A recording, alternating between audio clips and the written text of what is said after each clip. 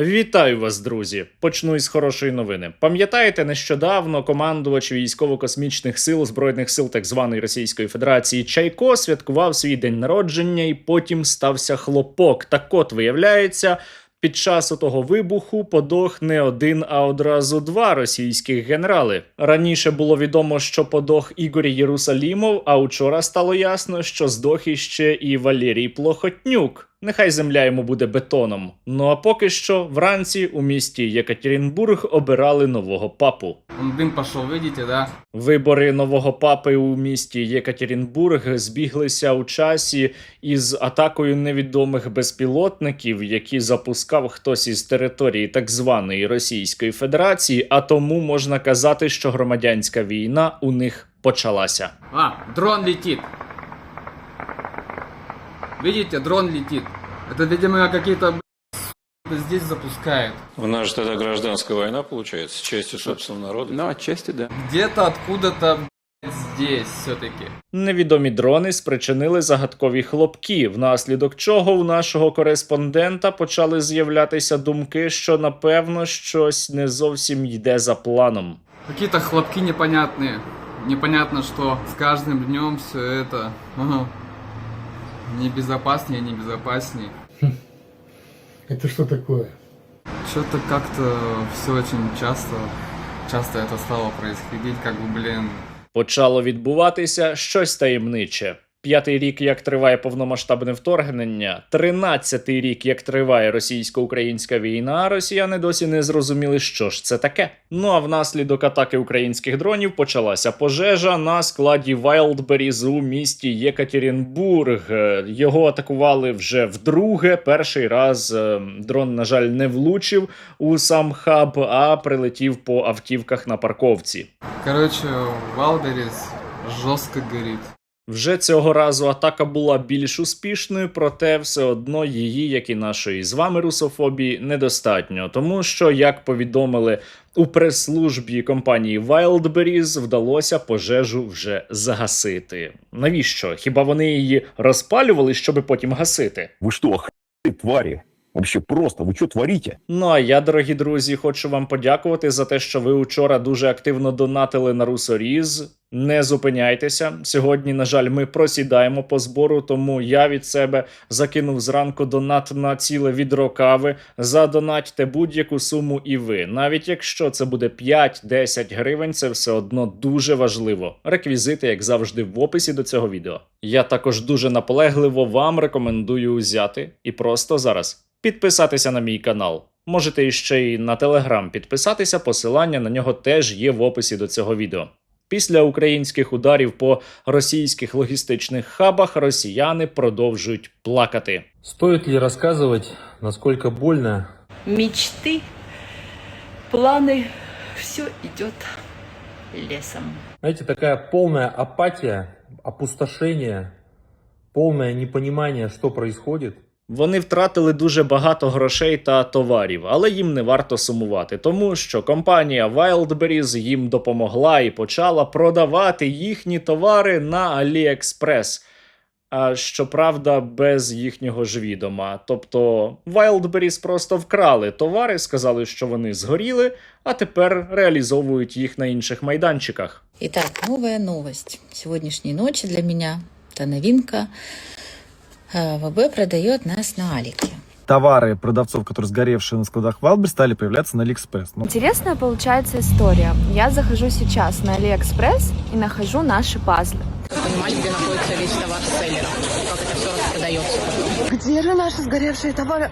Вот наши сгоревшие товары. Сегодня мы и еще 1000 продавцов нашли свой товар на AliExpress. Я не розумію, чому росіяни не задоволені, адже їхні товари продовжують продаватися. Так і було від самого початку заплановано. Специальная военная операция идет в строгом соответствии с графиком. По плану. До речі, зараз на 5-му році повномасштабного вторгнення та на 13-му році російсько-української війни, яка триває вже кілька століть насправді, росіяни почали здогадуватися, що щось іде не зовсім за планом.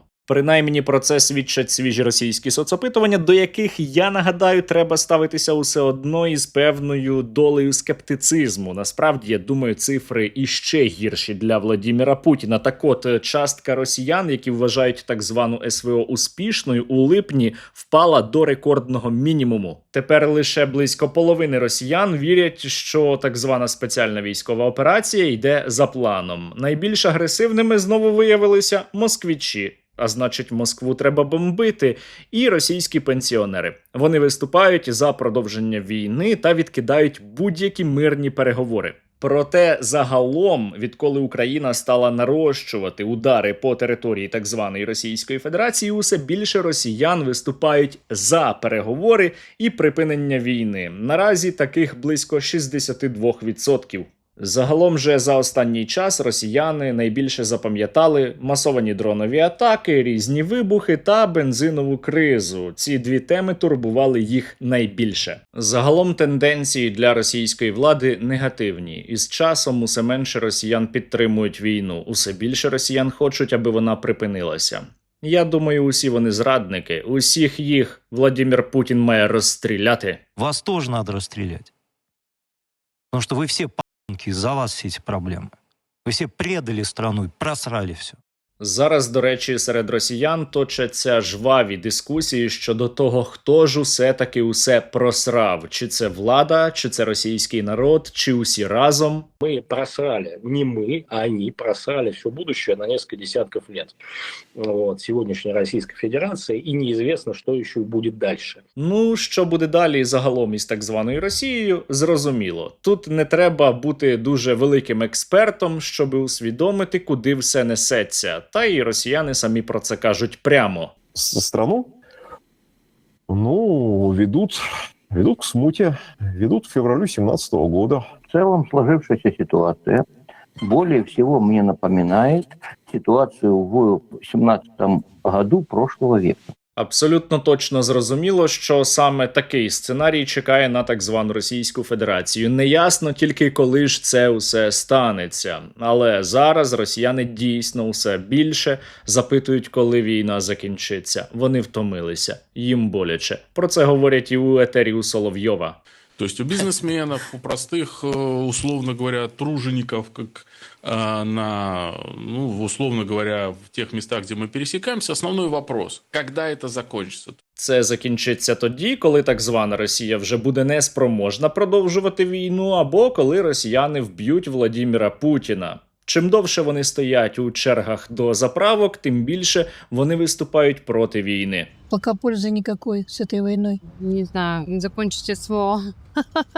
Чим частіше і чим глибше летять українські безпілотники та ракети, тим більше росіянам хочеться миру, тим більше вони проти війни. Я буду называть войну войной. Я буду говорить, что это плохо, что это скорбь, боль и грязь. Просто нет войне. Проте усе одно у багатьох росіян, у тому числі у тих, які виступають проти війни, проти України, усе ще не сформовані причинно-наслідкові зв'язки. Вони думають, що однаково і Україна винна, і так звана Росія. Але поки Україна не відповідала по території так званої Росії, то їх взагалі нічого не турбувало. 5-й год у нас это происходит. 2 человека, не могут дипломатически решить свои вопросики и жертвуют жизнью детей с 2 сторон. У росіян поступово, дуже повільно настає прозріння, але, на жаль, увесь цей час війна триває. І давайте також не будемо тішити себе ілюзіями, усе одно значна частина громадян так званої Росії все ще цю війну підтримує. Треба буде іще дуже багато зробити, щоб війна всередині так званої Росії стала максимально непопулярною.